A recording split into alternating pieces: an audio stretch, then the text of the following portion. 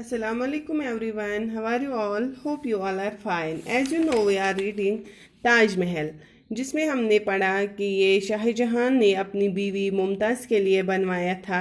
शाहजहां कौन थे? शाहजहां मुगल बादशाह अकबर का पोता था। शाहजहां के बाप का नाम था जहांगीर। शाहजहां को बिल्डिंग्स गार्डन्स बनाने का बहुत शौक था, तो इन्हीं बिल्डिंग्स में से एक बिल्डिंग उसने आगरा में बनाया ताज महल। ये किसकी फरमाइश पर उसने बनाया था? अपनी मलिका की फरमाइश पर। उसने उसको बोला था कि वो मेरे दुनिया से चले जाने के बाद मेरे कब्र पर एक ऐसी इमारत बनाना कि जिसका पूरी दुनिया में कोई जवाब ना हो। तो ताज महल का शुमार दुनिया के साथ अजायबात यानी कि अनोखी चीज़ में होता है। ये दुनिया भर में सबसे ज़्यादा हसीन मकबरा माना जाता है। अब आगे, ये इमारत उन्होंने आगरा में जमुना नदी के किनारे बनवाई। ये इमारत सफ़ेद संगमरमर से बनी हुई है। ताजमहल का नक्शा बनाने वाले का नाम ईसा था। इस तामीर में उन्होंने अपनी मेहनत से जान डाली। इस इमारत के लिए पत्थर दूर दूर मुल्कों से मंगवाए गए थे। इस इमारत को मुकम्मल होने में काफ़ी वक्त लगा और 20,000 कारीगरों ने बरसों में इस तामीर को मुकम्मल किया और इसमें करोड़ों का खर्चा हुआ।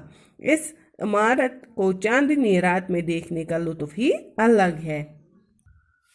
तो ये इमारत उन्होंने कहाँ पे बनाई है? आगरा में, जमुना नदी के किनारे। ये इमारत सफ़ेद संगमरमर से बनी हुई है। इसके लिए कौन से पत्थर इस्तेमाल किए गए हैं? सफ़ेद संगमरमर।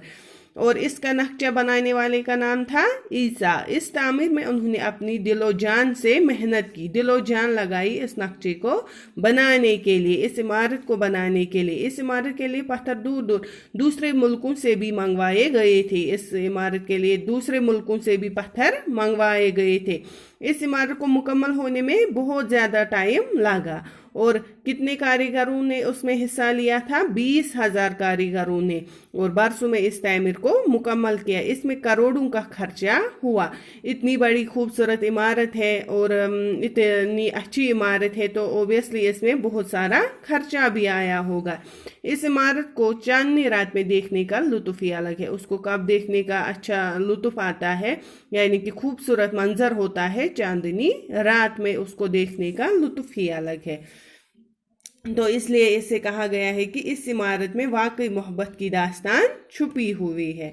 मुझे उम्मीद है आपको ये लेसन अच्छे से यहाँ तक समझ आया होगा। अब इसकी एक्सरसाइज है, ये आप कॉपी पे उतारोगे और अच्छे से लर्न करोगे।